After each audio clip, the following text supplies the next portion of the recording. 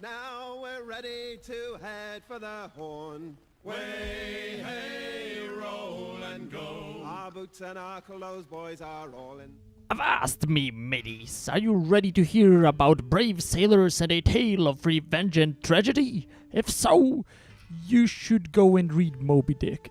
But if you want to play an immersive strategy game, where you manage a boat and many different sailors on their journey to hunt bigger and bigger prey, all the while trying to figure out what happened to Moby Dick after Herman Melville's novel, then you are at the right place.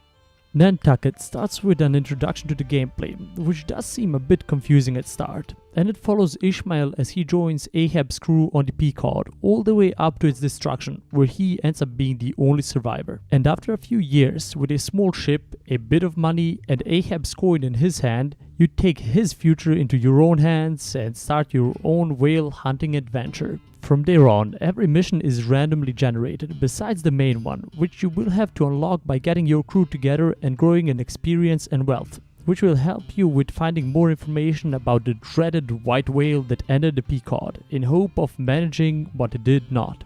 To do so, you will start off small, with a bare minimum of gold and a small ship. The gold you will use to gather a small crew with resources to travel the known waters, which you will do a lot, mostly by doing certain assignments that you will get in port towns from papers. They can range from exploring the seas for good hunting spots, at which you will fight many denizens of the sea.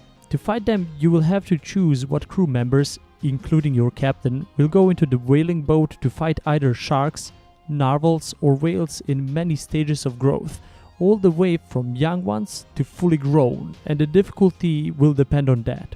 The combat is quite interesting. It is half turn-based and half dice-based. It reminded me of many tabletop RPGs. First, the enemy decides what they will do, then you roll your dice and see what actions you will be able to perform. Depending on your crew member's skills, you can do many things. Some traits allow you to avoid all attacks for a round on a character that you pick, and some allow you to do a huge amount of damage and put a bleed effect on the enemy, which will dwindle its health down every turn.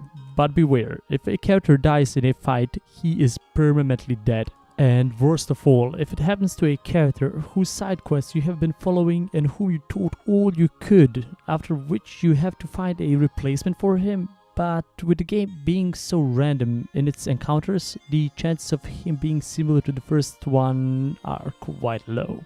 But besides the combat, most of the time is spent sailing around the sea in search of hunting spots or just by doing side activities, which can range from finding missing ships, exploring rumors of good whale hunting spots, or just delivering cargo to a faraway town, and so on. And in my opinion, this is the best part of the game. I loved when the sailors start singing and chanting. Together with the sounds of creaking shipboards, it can make me immerse myself quite fast. And not to mention the random events that can happen. For instance, the captain can come across a hard-working sailor and you can decide if you should let him do his thing, whereby he would get quite a bit of experience, or come up to him with congratulations about his dedication, giving him bonus morale. Or what about that one time when a sailor just wanted to spend a cozy evening with the captain, where you can pick one of few things to do, among them either telling him that you are in the mood to and invite him in, or shame him in front of the whole crew.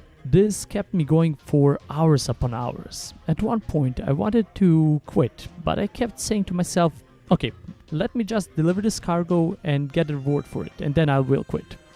But right after that, I got distracted by a random whale migration route that I wanted to check out, because I was low on food and bonus gold from blubber is always nice, since my cargo hold was almost empty and I was close to a town. After which I used the acquired gold to increase my cargo hold even more. Besides that, you can buy many other ship upgrades, like harpoon upgrades that increase the damage your harpoons do, obviously, or hammock upgrades that increase the healing that your crew gets while resting. This was quite a polarizing moment for me. After I bought an upgrade, I couldn't wait for the time to pass and to get to try it.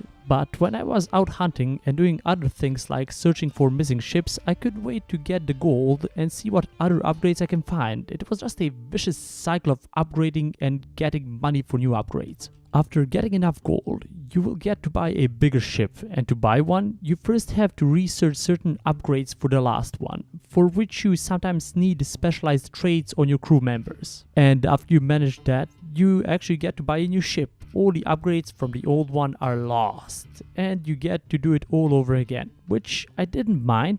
It was actually just a nice way to prolong the game, and actually gave me a reason to feel emotionally tied to each ship I got.